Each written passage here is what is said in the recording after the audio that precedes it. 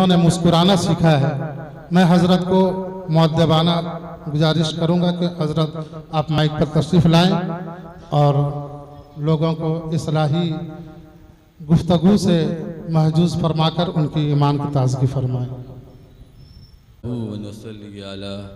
रसूलिहिल करीम औज़ु बिल्लाहि मिनश शैतानिर रजीम बिस्मिल्लाहिर रहमानिर रहीम अला इन्ना औलियल्लाहि ला खौफुन अलैहिम वला हुम यहज़नून। अल्लाह ताला हम सब को वलियों की सोबत और खानकाहों से निस्बत अता फरमाए।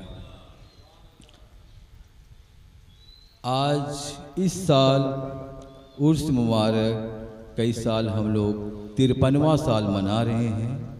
मैं साहिब मज़ार की मुख्तसर हालात ज़िंदगी से कुछ बात बताना चाहूँगा।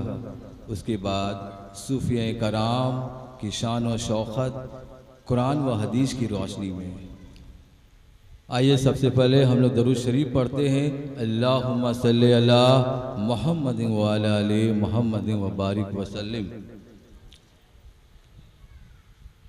आपका यौम पैदाइश 26 जनवरी 1869 ईस्वी को मुजफ्फरपुर के ज़िला और सुबह बिहार के ज़िला मुजफ्फरपुर और गांव कोठिया शरीफ में आपका विलादत हुई और वहीं पर आपकी परवरिश हुई। आपके वालिद का इसमें गिरामी सैयद अकबर अली। आपका सिलसिला कादरिया में मुरीद होने का वाक़या बहुत दिलचस्प है, इसको भी आप लोग समाअत फरमा लें। आपका बचपन आम बच्चों से बिल्कुल मुख्तलिफ था।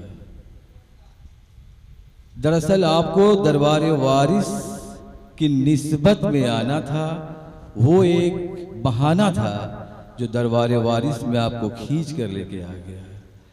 उस दर की आपको तलाश थी, वो दर आपको मिल गया था। आप का बचपन दूसरे बच्चों से बिल्कुल मुख्तलिफ था, क्योंकि आपको मर्द और औरत दोनों जानवर नजर आते थे और जिससे आपके घर वाले, आपके गांव वाले, रिश्तेदार काफ़ी परेशान थे। किसी भी तरह वो लोग दादा हजूर हज़रत सैयदना शाह वारिस अली कादरी अबुल वलाई मुनम्मी फिरदौसी रहमतुल्लाह अलैह, जो आपके पीर मुर्शिद हैं, जिनका मजार अक़दस मगरबी बंगाल कलकत्ता टीटागढ़ में है, वहाँ पर आपके घर वाले तशरीफ़ लाते हैं और आपको सारी कैफियत उस बच्चे के बारे में बताते हैं। आप उनको अपने पास लाने का हुक्म देते हैं। सारे घर वाले परेशान थे कि कहीं ये बच्चा आपकी शान में गुस्ताखी ना कर दे। किसी भी तरह आपको उनके पास लाया गया और जब उनको बंद घोड़ा गाड़ी उस ज़माने का था, जो उस ज़माने का ट्रांसपोर्ट था, वो था बंद घोड़ा गाड़ी, उसके ज़रिए आपको लाया गया। वहाँ पर आपने इशारा करके बच्चों को, उन घर वालों को कहा कि बच्चों को आप लोग उतारें। अब बच्चा जैसे ही जमीन पर उतरा, उनकी नज़र वारिस पाक पर पड़ी। वो दोनों एक दूसरे को तकते रहे और वारिस पाक रहमतुल्लाह अलैह फिर अपने सीने से उनको लगाते हैं। गोया उस बच्चे की दुनिया ही बदल गई थी। वो बच्चा आपकी नजरे मोहब्बत से उसी वक्त सेहतयाब हो गया था। निगाहें वली में वो तासीर देखी, बदलते हजारों की तकदीर देखी। दरअसल आपको वो दरबार वारिस मिल गया था जिसे आपको तलाश थी। फिर आप टीटागढ़ में मुसलसल काफ़ी अरसा तक रह गए और आपके पीर मुर्शिद आपको फिर अपने हल्का में मुरीद करते हैं और फिर आपको खिलाफत से भी सरफराज करते हैं। आप दादा हजूर के 22वां खलीफा हैं। आपने एक लंबे अरसे, तकरीबन 40 साल से भी ज़्यादा आपने टीटागढ़ में अपनी खिदमत अंजाम दिए हैं और इस खानका का वजूद भी आपकी तशरीफ़ आवारी का नतीजा है। आप अक्सर व बेशतर भद्रक की सरजमीन पर तशरीफ़ लाते थे और आप कहते थे अपने मुरीदों के कि मुझे भद्रक बहुत अच्छा लगता है। आप साल में करीब 3-4 मरतबा यहाँ तशरीफ़ लाते थे और फिर आपका जब आखिर वक्त आया तो आप अपने आबाई वतन का रुख करते हैं। अपने पीर मुर्शिद के हुक्म से रूहानी आपको फिर अपने आबाई वतन का आपने रुख किया और आपका मज़ार शरीफ मुजफ्फरपुर की सरजमीन पर वाक़ा है। आपने 99 साल की उम्र पाई। उस मुद्दत में आपने काफ़ी काम किया और इस तरह आपने दीन की खिदमत अंजाम दी कि वो अपनी पीर की खिदमत बेमिसाल उन्होंने अंजाम दिया। अला इन्ना औलियाल्लाहि ला खौफुन अलैहिम वला हुम यहज़नून, बेशक अल्लाह के वली को ना कुछ खौफ है ना कुछ गम है।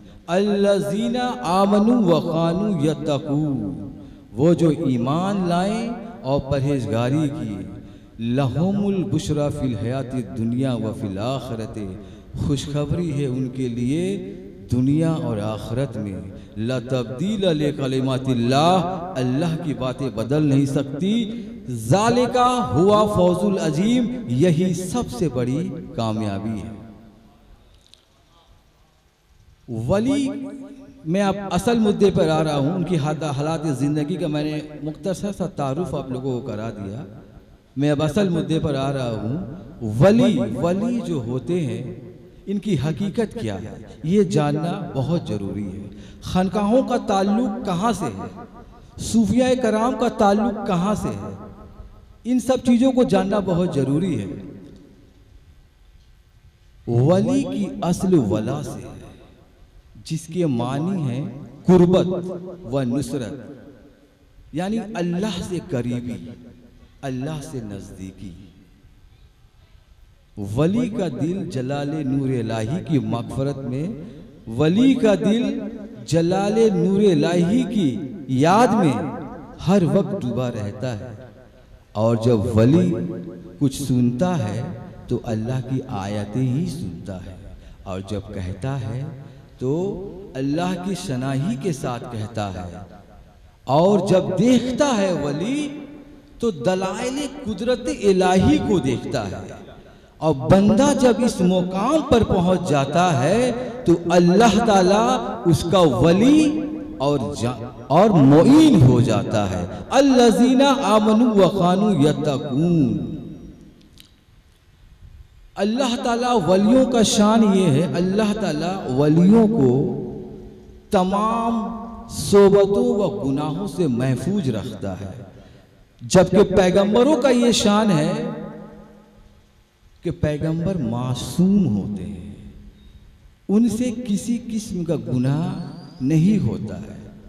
लेकिन वलियों के साथ अगर कभी किसी किस्म का गुनाह सरजद हो भी जाए तो वो इस गुनाह पर इसरार नहीं करते, हुज्जत नहीं करते। इन्नमा तौबातु अलल्लाहि लिल्लज़ीना यामलून स्वा बेजहालतिन शुम्मा यतबूना मिन करीब, यकीनन अल्लाह ताला गुनाहों का मग़फ़रत करने वाला है उन लोगों के लिए जिन्होंने अपनी जहालत और नादानी के सबब गुनाह किए हैं। ये औलियाओं कराम का शान है। अल्लाह ताला उनको किस तरह महफूज रखता है। और बुजुर्गों का कौल है कि जितनी सिफ़ात हमीदा पसंदीदा खसलतें होनी चाहिए वो तमाम खसलतें औलिया कराम में होती हैं। औलिया कराम अपनी विलायत में सादिक हैं। इसका मतलब ये है कि उनकी इबादत ना तो दोजख के डर से है, ना ही बहिश्त की उम्मीद व तमहा से है। वो इबादत सिर्फ अल्लाह की रज़ा के लिए करते हैं, खालिस और प्योर। ऐसे मामलात औलिया कराम के साथ होते हैं।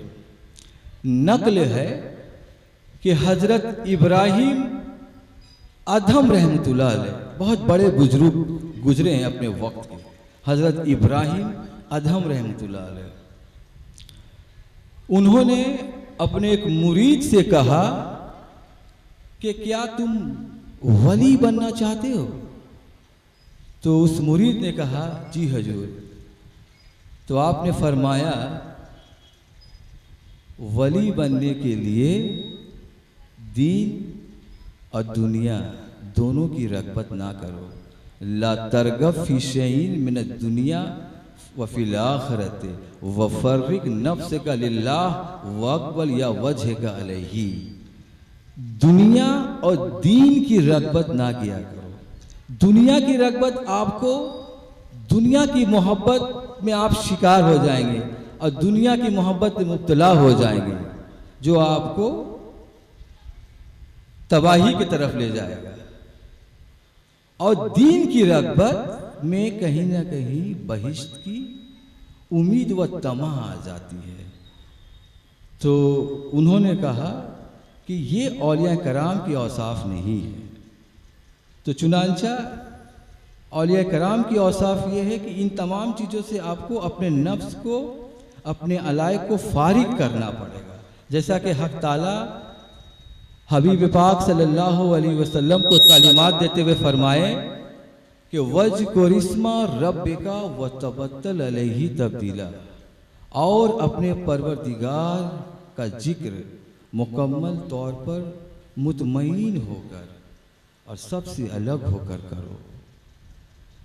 इब्राहीम अधम रहमतुल्लाह अलैह अपने मुरीद से फरमाते हैं कि जिस दिन ये औसाफ तुम में हो जाए तुम वली बन गए। ये औलिया कराम का औसाफ है। अल्लाह ताला भी फरमाता है कुरान शरीफ में, शुम्मत तकौ व अहसनू वल्लाहु युहिब्बुल मोहसनीन। अल्लाह ताला ऐसे बंदों को खास कर लेता है, खासुल खास में अल्लाह ताला उनको शुमार करता है। एहसान वालों में उसको, उस खास बंदों को शुमार करने लगता है। उस मर्तबे एहसान पर अल्लाह ताला उसको पहुंचा देता है। ये वही मर्तबे एहसान है जिसे हम लोग तसव्वुफ का नाम देते हैं। ये वही मर्तबे एहसान है जिसे हम लोग तसव्वुफ का नाम देते हैं। और जब बंदा एहसान के मर्तबे पर फायज हो जाता है तो अल्लाह ताला का मोहसिन हो जाता है। वल्लाहु युहिब्बुल मोहसिनीन। अल्लाह ताला उस खास बंदे से मोहब्बत करने लगता है। और कुरान जिसको मोहसिन कहता है, हम लोग उन्हीं को औलिया कराम कहते हैं। तो ये है औलिया कराम की शान। और तसव्वुफ वो है जिस पर पैगंबरों और सिद्दीकों को अमल रहा है। दरअसल तसव्वुफ दीन और ईमान की जान है। अहले तरीकत के नज़दीक तसव्वुफ वो है जो अपनी हस्ती को फना कर दे, अपनी हस्ती को फना कर दे, बाकी अल्लाह के साथ छोड़ दे। मतलब कि अपने नफ्स को तमाम अलाइक से फारिग करके अल्लाह के लिए वक्फ कर दे। बहरहाल अगर तसव्वुफ की इब्तिदा पर गौर करेंगे, अब देखिए मैं आपको वहां ले जा रहा हूं। तसव्वुफ की इब्तिदा पर अगर गौर करेंगे तो इसे आप हजरत आदम अलैहिस्सलाम के वक्त से ही पाएंगे। जब इस दुनिया में पहली बार हजरत आदम अलैहिस्सलाम आए, हजरत आदम अलैहिस्सलाम के ज़माने से ही, वक्त से ही तसव्वुफ का आगाज़ हुआ। अब कैसे हुआ इसको आप लोग, मैं बताने की कोशिश करूंगा इंशाअल्लाह ताला। हज़रत आदम अलैहिस्सलाम को अल्लाह ताला ने खाक से पैदा किया और मुकाम अहिब्बा अता फरमाया। वो मुकाम जो अल्लाह ताला अजीज, सबसे करीबी मुकाम अल्लाह ताला आदम अलैहिस्सलाम को अता किया, मुकाम अहिब्बा अता फरमाया। खाक से पैदा किया अल्लाह ताला और फिर सूफी बनाया अल्लाह ताला। देखिए, अल्लाह ताला इस दुनिया में सबसे पहले अगर सूफी किसी को बनाए हैं तो वह आदम अलैहिस्सलाम। हज़रत आदम अलैहिस्सलाम वो हैं जो इस दुनिया के सबसे पहले सूफी हैं, जिसको हक ताला ने खाक से पैदा किया और फिर मुकाम अहिब्बा अता फरमाया, फिर खिलाफत अता फरमाया। आदम अलैहिस्सलाम को अल्लाह ताला ने ये मुकाम अता फरमाया और फिर वो आदम अलैहिस्सलाम का जन्नत का जो वो एक वाक़या है वो तो आप सभी लोग जानते हैं। खैर, मैं उस वाक़ये की तरफ नहीं जाना चाहता हूँ। हज़रत आदम अलैहिस्सलाम को जब इस दुनिया में आने से पहले अल्लाह ताला ने उनको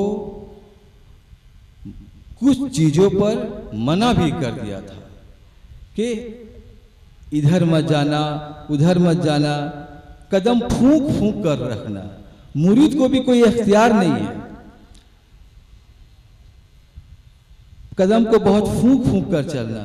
लेकिन आदम अलैहिस्सलाम बेखुदी के आलम में रुके ना रुके और जुर्रत कर बैठे और असा आदमा रब्बहु फगाया, आदम ने अपने रब की नाफरमानी की और भाग गए। फिर क्या था, अब सिवाय इस्तिग़फ़ार के और कोई चारा ना था। अब दिलो जान से इस्तिग़फ़ार में रख गए, रब्बना ज़लमना अनफुसना, या अल्लाह मैंने अपने नफ्स पर जुल्म किया। आप तकरीबन 300 बरस तक रोते रहे, 300 बरस तक। फिर खुदावंद रहमत जोश में आया और आपको फिर मुकाम अहिब्बा अता फरमाया। वही मुकाम जो आपसे असबाब आपसे छीन लिया गया था, वो तमाम असबाब आपको दिया गया, वो मुकाम फिर दिया गया। अब हज़रत आदम अलैहिस्सलाम जब दुनिया में तशरीफ़ लाए तो वो कहा गया कि जिसमें तो नंगा था और जुबां पे इस्तिग़फ़ार था, दरख्त से 3 पत्ते आपने सीकर अपने तन को छुपाया था। वो गुडरी आप बहुत, जिसे सीकर आपने तन को छुपाया था, उसे आप बहुत अजीज रखते थे। आखिर उम्र में आपने वो गुडरी हजरत शीश अलैहिस्सलाम को आपने दी थी। चुनांचा ये खिलाफत देखिए कैसे मुंतकिल हो रहा है। और फिर शीश अलैहिस्सलाम ने उसको हिफाजत से रखा था। चुनांचा नस्ल बा नस्ल इसी तरीके पर अमल होता रहा, यानी तसव्वुफ की दौलत एक नबी से दूसरे नबी इसी तरह मुंतकिल होती रही। लेकिन यहाँ एक रम्ज भी है। आप जब जन्नत से आए दुनिया में तो यहाँ पर आप सिर्फ असरार इलाही और राज व नियाज की बातें ही किया करते थे, खास और मखसूस लोगों के साथ उस जमाने के। अब इस खलूत अंजुमन के लिए आपने खाने काबा की बुनियाद डाली, यानी काबा मुकर्रम इस दुनिया का पहला खानका आप कह सकते हैं। इस दुनिया का पहला खानका काबा मुकर्रम है, जिसको आदम अलैहिस्सलाम ने अपने खलूत अंजुमन के लिए राज व नियाज की बात करने के लिए मुंतखब किया और उसकी बुनियाद डाली थी। खाने काबा की जो बुनियाद डाली गई थी, हज़रत आदम अलैहिस्सलाम ने वहाँ पर बैठकर राज व नियाज की बात किया करते थे, असरार इलाही की आप वहाँ पर बात किया करते थे। चुनांचा इसी पर अमल होता रहा। फिर जब वक्त आया मूसा अलैहिस्सलाम का, ईसा अलैहिस्सलाम का, तो आपने बैतुल मुक़द्दस को अपना खानका बनाया। और फिर जब हमारे नबी आखिर ज़मा सरकार दो आलम का जब ज़माना आया तो आपने भी अपने बुज़ुर्गों का ही रास्ता को अपनाया और खाने काबा का कसद किया। इसके अलावा मस्जिद नबवी को भी आपने एक गोशा मुअय्यन कर दिया था खानका के लिए। याद रखिएगा, मस्जिद नबवी के 3 किरदार हैं।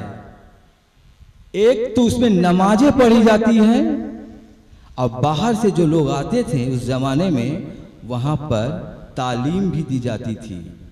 और आप एक गोशा मुअय्यन कर दिए थे वहां पर, जहां पर असहाब में वो गुरु जो सालिकान तरीकत में खास थे, उनके साथ आप वहां बैठकर राजो नियाज की बातें क्या करते थे, असरार इलाही की बातें यहाँ करते थे। गोया वो जगह को आपने मुअय्यन कर दिया था।